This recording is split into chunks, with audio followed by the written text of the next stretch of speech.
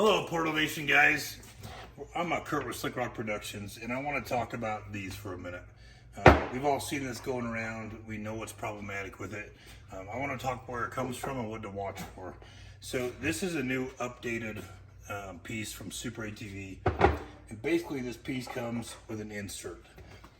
The hole is bigger on the back side, so a steel insert can go in here, and so when you're tightening them up, it doesn't put the pressure on the aluminum.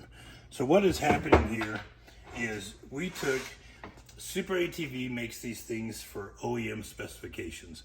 The problem with the OEM specifications is we mic'd out a whole bunch of factory radius rods, and there's about a 40 thousandths difference just grabbing their own stuff. So it becomes really hard, and every aftermarket company out there, all the misalignments for the Heims, there's a variety of them. There's a variety of companies that makes them. There's a variety of companies who make, all these components.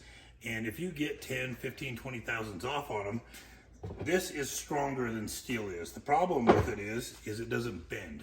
It doesn't break as easy, but you can't flex it. And so when you take two misalignments and you put them on your Heim on your radius rod, and you stick that in here, if you can see this here, there's a gap.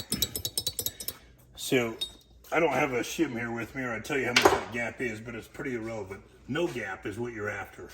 And so this shim that they're putting inside here is to alleviate that. So when you tighten it down, it's not putting pressure on the aluminum and it doesn't crack. So once again, this is stronger than the steel is, but steel doesn't bend, or aluminum doesn't bend. If you have a steel tab and you squeeze it together, it's going to bend and it's going to conform. It's not that big of a deal.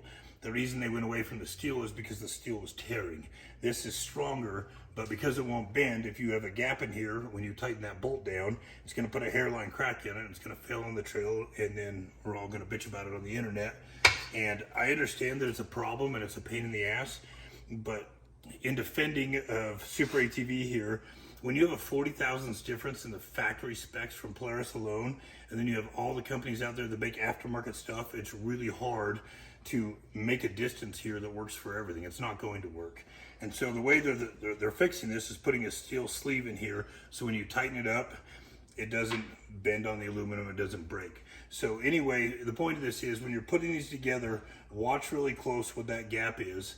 And it's like, if you're lucky and it's a little bit on the big side, then you can shave your misalignment down with a flap wheel, or turn it down a little bit and get a really close tolerance. But if it's not big enough, you're gonna wanna shim that or get some of these that fit. You can buy them anywhere, they're just misalignments. And like I said, I know what everybody's thinking out there, and it's like I get it, but it's really hard to make a component that plays well with everything. And so just keep an eye on that when you're putting them together. If you feel slop in it, let's get some different alignments, or get some different misalignments, get some different shims so you don't have a problem coming down the road.